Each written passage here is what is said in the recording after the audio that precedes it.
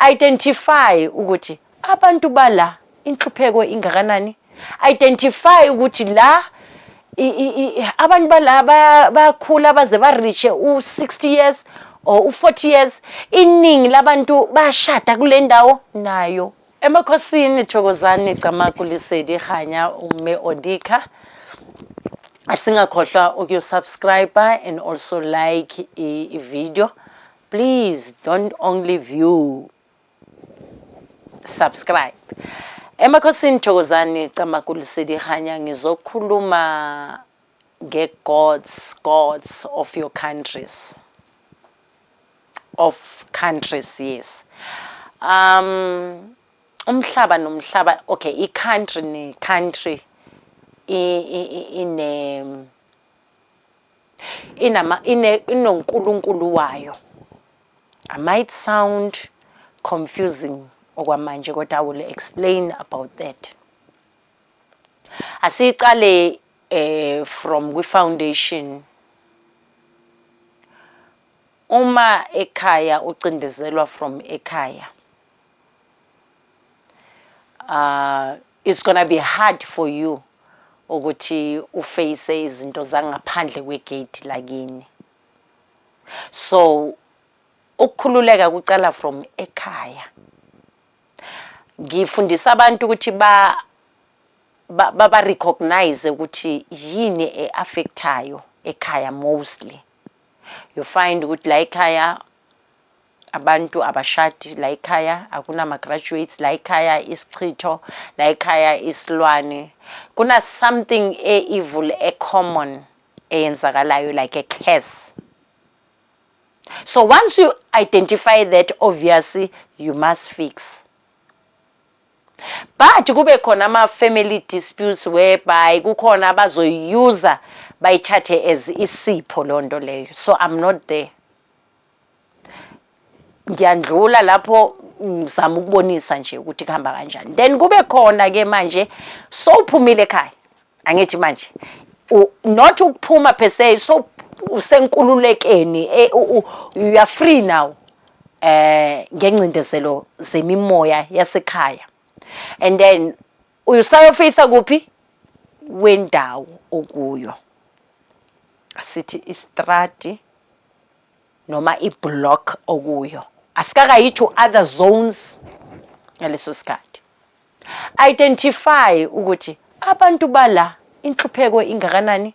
Identify ukuthi la abantu bala bakhula baze bareach u60 years or u40 years. Iningi labantu bashada kule ndawo nayo iya affecta. Uloku ungazalwanga nabo kodwa indawo kuyo iyakhuluma. Have you seen ama new developments ukuthi kushona abantu besilisa kanjani? Thola ukuthi okay now ama bond houses kakhulukazi kuluzeka njalo because of abantu abanyu, obviously kune spirit esizophusha away abantu abashadile lapho. Kodwa ngikho lapho ngenza umzekelo.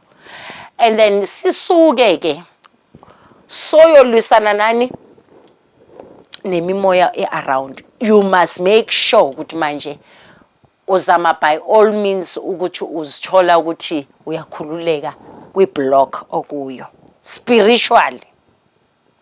It's either you avoid uvumele umoya oyingcwele noma amathongo mawakhipha kwi-surrounding okuyo. If you want to make friends, go kudele. Same applies nasekhaya. Kuney'nkulumo esizikhulumayo. Kukhona iy'nkulumo ezi-secretive whereby you rather share to a stranger than indawo kuyo. So nginifundisa ukuthi identify ukuthi ekhaya yini esilimazayo, indawo engikhulela kuyo ilimaza kuphi. And then manje we are moving to where? Your country.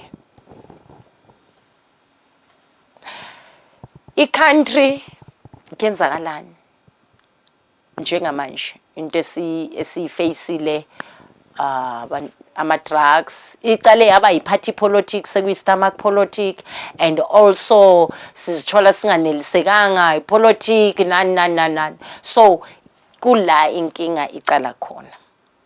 You know, ngiyasaluta ama-countries sasahamba ngobukhosi because of kumanje ngabe asithi iSouth Africa beyibuswa bathini ubukhosi mhlawumbe kule block le ngapha maybe iward njoba sithi ama-ward iward neward inenkosi yakhona iward neward mayekube bathini ifacea iy'nkinga zabo-drugs nani iy'ngane zakhona kuza especially ini a high priest or sithi inyanga yakuleyo ndawo.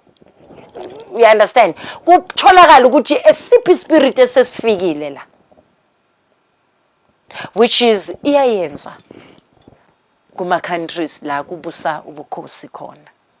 So la i-democracy islimazile. So mina imfundiso yami yanamhlanje ukuthi identify from i-foundation yakho to indawo okhulela kuyo, cause abaningi bakhululekile ekhaya kodwa baboshwe yindawo abakuyo.